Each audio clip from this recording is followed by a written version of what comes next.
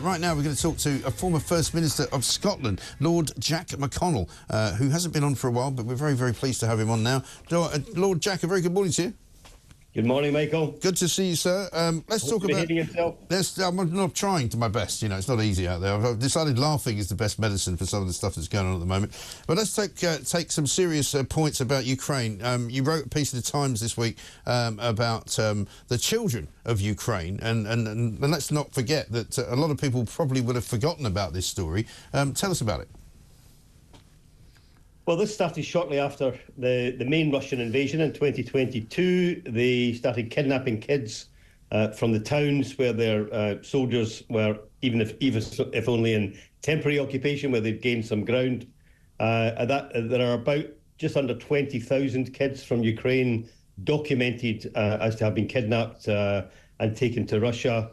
There are probably many, many more than that. Putin himself only faces one warrant from the International Criminal Court, and that is on this topic of stealing these kids. And the kids themselves are being, they're trying to turn them into Russians. They're trying to destroy their Ukrainian identity, set them up in foster homes, having been through a programme of re-education. How sinister does that sound? Yeah.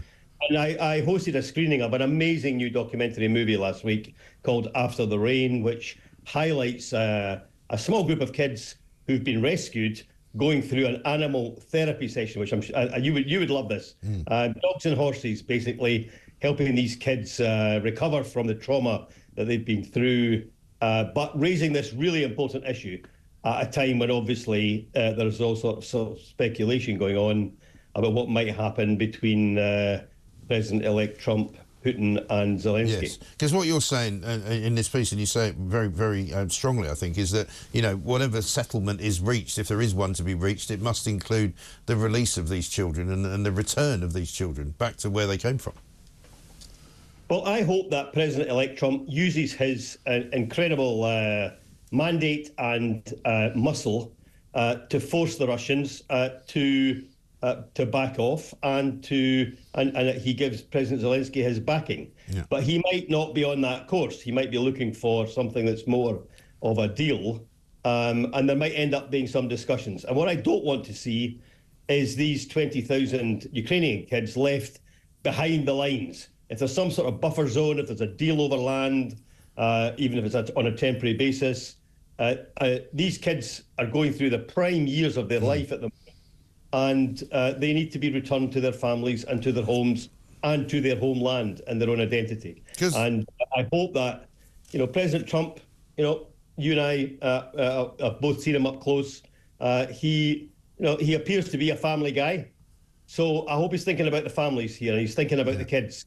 And they are up there in those discussions. And the return of these stolen kids is part of any agreement with Putin. Right, because of course, as you say, in the prime of their lives, when they're growing up at this kind of age, and you're a former teacher, so you know better than anybody, you know, suddenly if they've gone from being, say, 13 to 15, it's a huge time in their lives. There's just huge change in their lives as well. So it's really important for them to be able to get back to, presumably, to their parents as well, to their families?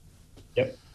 Well, there's a 14-year-old girl who's one of the, stars is not the right word, obviously. It's a documentary movie about real people going through intense trauma, but also some inspiring recovery as well. There's a 14-year-old girl here. She was held in solitary confinement in a hostel because she was resisting some of the things that were happening to her. She's then gone through a period of silence, not talking to people, as you can imagine, totally traumatized by the experience. She was rescued by some very brave Russian volunteers in secret, got back to her granny and got back to Ukraine, and is in this therapy period. And you know, you just look at that as a father, as a grandfather, you know, absolutely heartbreaking stuff. Yeah. Really, really heartbreaking stuff. And it's so easy for these kids to just be forgotten pawns in this war. And I hope that those who've got some influence, and that includes the European governments, the UK and others, who will not necessarily be at the table in any discussions, but they will have some influence. They will be able to raise issues and lead up to any discussions.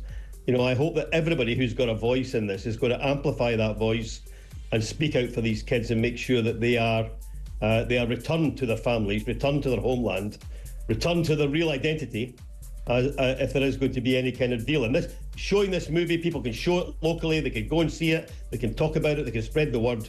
It's going to help amplify that cause. Good stuff. Jack, good to talk to you. We must get together. I'll see you soon. Jack McConnell there, former Labour First Minister of Scotland.